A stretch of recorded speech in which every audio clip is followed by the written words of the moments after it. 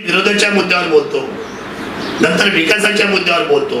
हे मी आपल्याला का बोलणार आहे, उद्या तुम्ही मिसायला त्या शिरूर लोकसभेचे जुन्नर तालुका, त्या जुन्नर तालुक्याला आपल्या सर्वांना सगळ्यांना उत्तर द्यायचे वन बाय वन. या प्रत्येक प्रश्नावर बोलायचे आपल्या सर्वांना.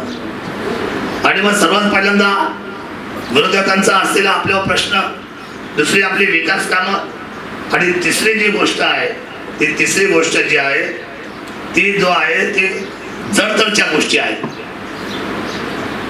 संशयाच्या गोष्टी आहेत. तर मी पहिल्यांदा सांगतो साहेबांनो, आता सगळ्यापर्यंत विरोधकांचा अटॅक आहे बैलगाडा. बघा तुम्ही सोशल मीडियावर येते, चर्चेत येते, पेपर मधून येते. बैलगाडा काय केलं शिवाजी आढळराव पाटलांनी बैलगाड्याचं? मी आपल्याला प्रामाणिकपणे सांगतो, बैलगाडा बंद झाला. तो बंद झाला ज्या वेळेला या महाराष्ट्र राज्याच्या विधानसभेच्या अध्यक्षपदावर आंबेगाव तालुक्याचे एक सुपुत्र विराजमान होते, जे महाराष्ट्राच्या विधिमंडळाचे सर्वेसर्वा होते. त्यांच्या काळामध्ये ते खुर्चीवर असताना, चेअरपर्सन असताना, या सर्व राष्ट्रवादीवाल्यांना भीती वाटली की शिरूर लोकसभेचा खासदार कधी पडत नाही, त्याच्या पाठीमागं मोठी ताकद आहे बैलगाड्यावाल्यांची. मग या बैलगाड्यांचं जे यांची धावपळ चालू आहे तीच आपण बंद करू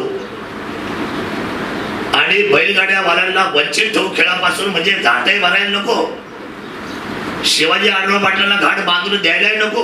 कोणी घाट बांधले जास्त?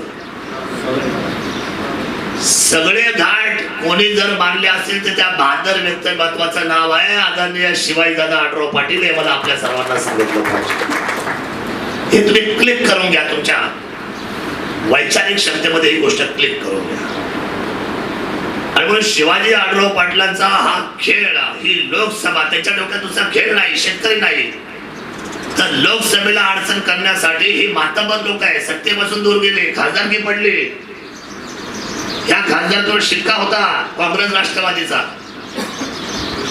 आणि मग हे खासदारकीचा रेता शिवसेनेचा मुंडक उडवलं, म्हणजे शिवाजी आढळराव पाटील पाडले का? मग कुठंच त्यांचं पंचायत समिती येत नाही, कुठेच त्यांचा जिल्हा परिषद येत नाही, आणि कुठेही त्यांचा आमदार येत नाही.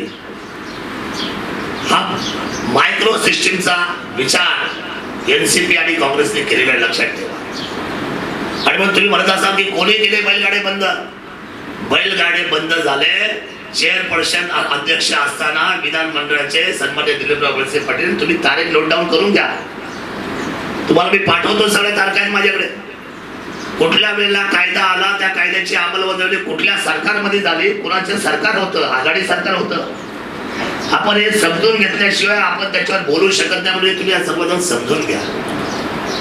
सर्वात जास्त घाट बांधणारे, सर्वात जास्त बैलगाडीला जपणारे, मुलांसारखे या शेतकऱ्यांना प्रेम करणारे हे शिवाजीदादा आढळराव पाटील होते. शिवाय स्वतः जातीने प्रत्येक साकोरीची यात्रा असेल, थापलींची यात्रा असेल, पिंपळगावची खडकीची यात्रा असेल, शिवाजी दादा आढळराव पाटलांनी वडदची यात्रा असेल, कुठल्याही यात्रा चुकवलेल्या नाही.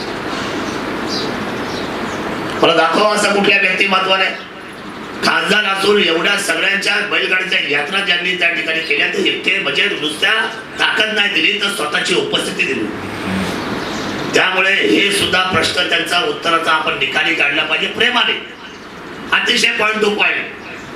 म्हणजे उद्या जर मास मीडिया, सोशल मीडियावाले त्याला टाईप करून हे पाठवायचं, कुठल्या काळामध्ये ही तारीख, या काळामध्ये कोण होते, सरकार कोणाचं होतं, आणि विधानसभेचे अध्यक्ष कोण होतं.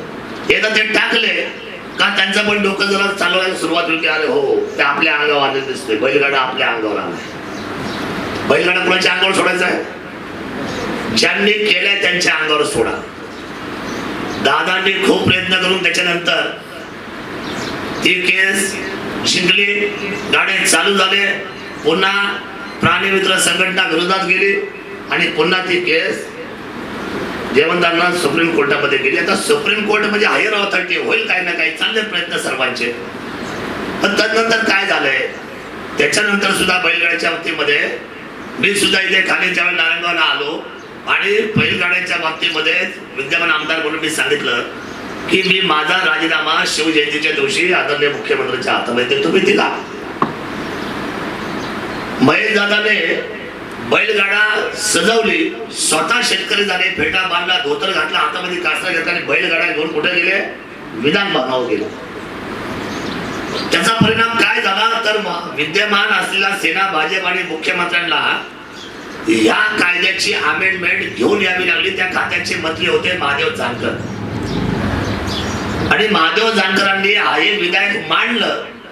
288 समोरची भाषण झाली. अतिशय सुंदर भाषण महेशदादा लांडगेंनी याच्यावर केलं, मी केलं, अनेकांनी केलं, बाबूराव पाचकांनी केलं, बाळा बेगडे बोलले, राहुल कोल बोलले आणि त्याच्यानंतर आवाजी मतदानामध्ये, टाळ्यांच्या गजरामध्ये बहुमताने बैलगाड्याचा कायदा आतापर्यंत स्वातंत्र्यापासून कधीच नव्हता ना. 60-70 वर्ष ज्यांनी सत्ता भोगली त्यांना कधीच वाटलं नाही. परंतु महाराष्ट्र विधिमंडळाचा बैलगाड्याच्या शर्यतीचा चालू होण्याचा कायदा करणारं कुठलं सरकार असेल तर ते शिवसेना भाजपचं सरकार आहे. मला आपल्या सर्वांना सांगितलं पाहिजे. ठीक आहे, त्याला चॅलेंज झाल्यानंतर सुप्रीम कोर्टामध्ये त्याला आहे, पण आता कायदा झाला.